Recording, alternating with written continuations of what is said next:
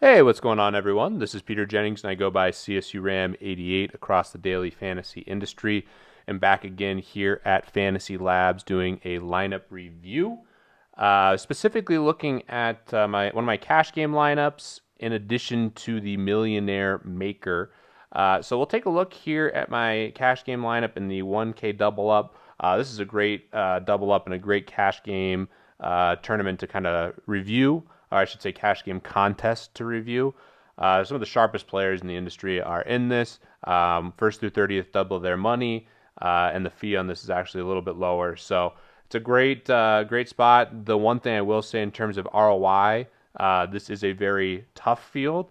So while the fee is minimized, the field strength is pretty tough. So certainly a contest I play every week, and happy that I was able to cash in this specific contest. So let's take a look here at my team.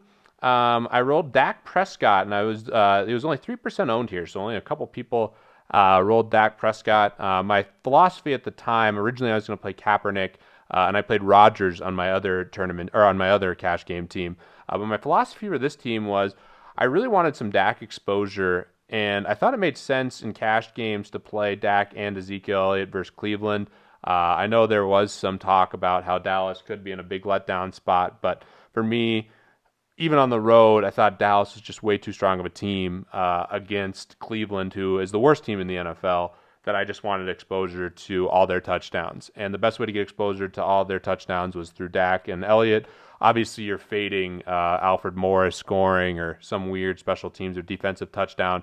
But basically, I could capture the majority of the touchdown equity with Dak and Elliott, and they did have potential to get a passing touchdown together, which is obviously correlated and nice. But the goal there was to soak up the equity. Dak really low owned. Zeke was basically a must play across the industry, 74% owned here, you could see. Charkandrick West, I had at 87.9%. If you faded him in tournaments and went someone like Melvin Gordon, you did really well. Don't hate the process. I was playing him in cash no matter what. The bigger decision with Charkandrick West came down to tournaments and how you wanted to utilize him. I went with Devontae Adams and Ty Montgomery in this spot as well.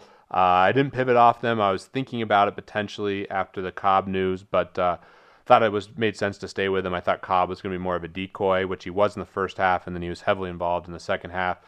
This is a great way to pass up the passing equity that the Packers had, and I ended up rolling Rodgers with Adams and Montgomery in my other cash game team. So I was very bullish on the passing game for Green Bay, and it was looking like a disaster, but the end of the game went pretty well.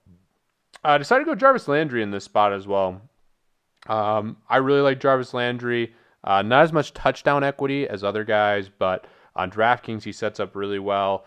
Going against the Jets, I thought it was the perfect matchup, and he just didn't have a game. His targets are way down, which is a concern going forward for me with Jarvis Landry. But historically, he's been a guy who gets 10 plus targets and has a great chance to catch a lot of balls and get the 100-yard bonus, and we just haven't seen it from him.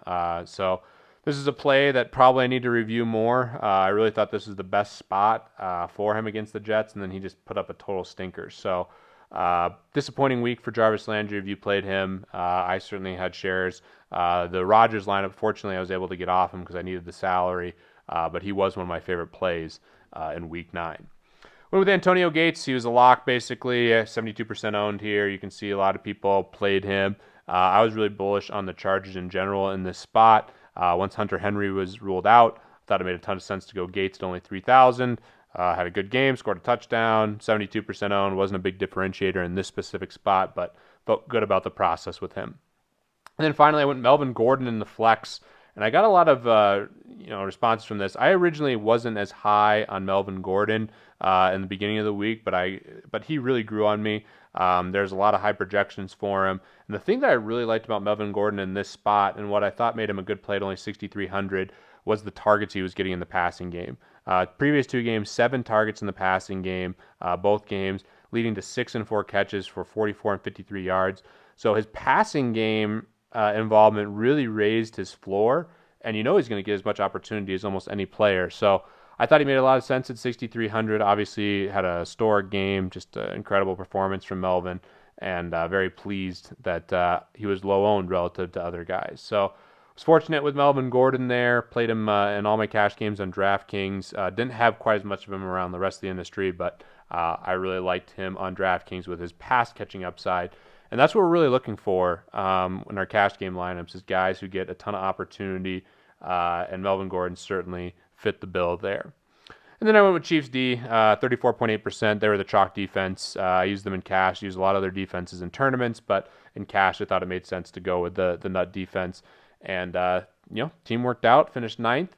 Shout out to Hoop2410, one of the best players in the entire industry. Have a ton of respect for him in every sport, and really good NFL lineups as well. Faded Zeke in this spot, which I don't really love. Went Le'Veon Bell over that, but the rest of the lineup made a ton of sense. Basically a very similar lineup, but went Rodgers here and then had Michael Thomas, who went off. Michael Thomas, I thought, was a little better play in different spots, especially on FanDuel. I thought he was a more viable play, but he did make sense too on DraftKings, and this team was obviously elite. Congrats to Hoop for this great cash game team. I'm sure he had a very strong week. You see a lot of other names up here that you recognize with great teams. Very narrow band of scoring ranges here. You can see the 31st team, Makasupa, good friend as well, 137 points, just missing the cash line, whereas Hoop at 169.68 took it down. So tight range, a lot of overlap with certain guys in roster construction, but pretty pleased with Melvin Gordon, and that was definitely the differentiator in the specific contest. Let's take a look here at the Millionaire Maker. So I did not have a good tournament week. Had a great cash week on DraftKings tournaments. I bricked out. Did have some cashes, but missed on some guys, and definitely a little too much exposure, I guess, to the Green Bay receivers and Charkandrick West. I decided to go overweight on those guys, even though I knew they'd be heavily owned. Let's take a look here at my best team. Two teams actually were decent, and I did have a sweat on Sunday night. Aaron Rodgers, Ingram, who I went a lot, ended up panning out. I thought that was a nice contrarian play, 7.4%. Going in San Francisco, someone was going to get it done in the Saints backfield, and I took the risk with Ingram. Charkandrick West, I think I had like 70% or 60% Charkandrick West across the industry, so I went overweight. T.Y. Hilton, Dante Moncrief, Jordy Nelson. So I went with the game stack in this particular one.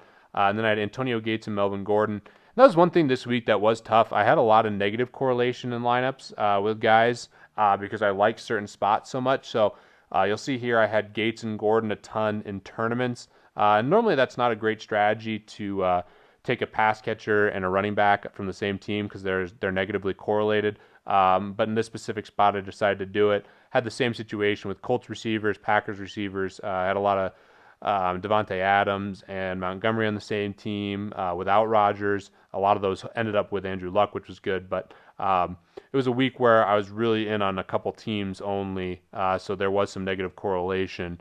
And I think that's because it was a shorter week and there's only a couple teams in really good spots. So this is the best team. Let's take a look here at my next best team, which actually had a sweat here, and I just want to point out some ownership stuff. So I went with Simeon, Emmanuel, Demarius, and I ran it back with Latavius.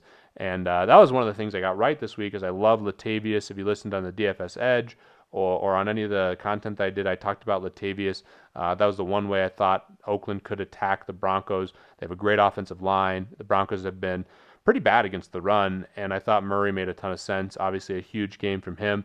And if you see here, I had a chance. The winning Millie Maker score was 225, and I finished basically 40 points behind that. But if Emmanuel Sanders catches that touchdown to end the first half, that gets him over the 100-yard bonus. So that's another 8 points plus the touchdown, 14. Gets Simeon over the bonus, 3 points additional for that. Plus the touchdown, 4. That's 7. So that's 21 points. All of a sudden, the game's a little closer, and I would have a little bit of a sweat. So I was rooting on my Broncos. Definitely feel really good about the roster construction of this team.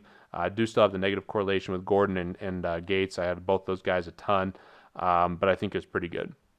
Let's take a look here at my worst team, and I actually was reviewing these.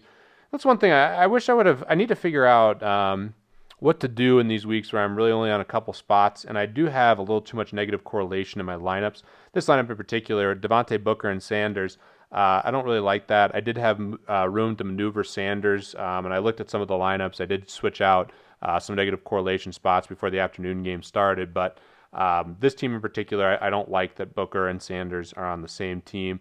I didn't mind Gates and Gordon at all because I like San Diego so much, but I wasn't quite as bullish on the Broncos having a huge game. So, worst team, I did roll a lot of Tannehill in tournaments, or not a lot, but he was one of the quarterbacks I decided to roll.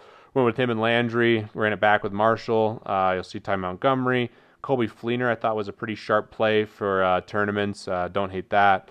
But again, I had Emmanuel Sanders and Booker here, which I think was the one mistake in the lineup. So, as you can see here, had a bunch of teams that just kind of fizzled out. Not sure exactly. The process could have been a little bit better. I did have some good teams. I didn't get crushed on this tournament, but definitely want to hone in my process when I'm on less spots, when there's less games, and figure out a way to get less negative correlation in my lineup. So not my best tournament week, but a great week in cash. Felt like I was pretty much on it. Another pretty chalky week. And as always, hoping to see more FantasyLabs subscribers at the top of the leaderboard. And good luck to everyone in their contests in Week 10.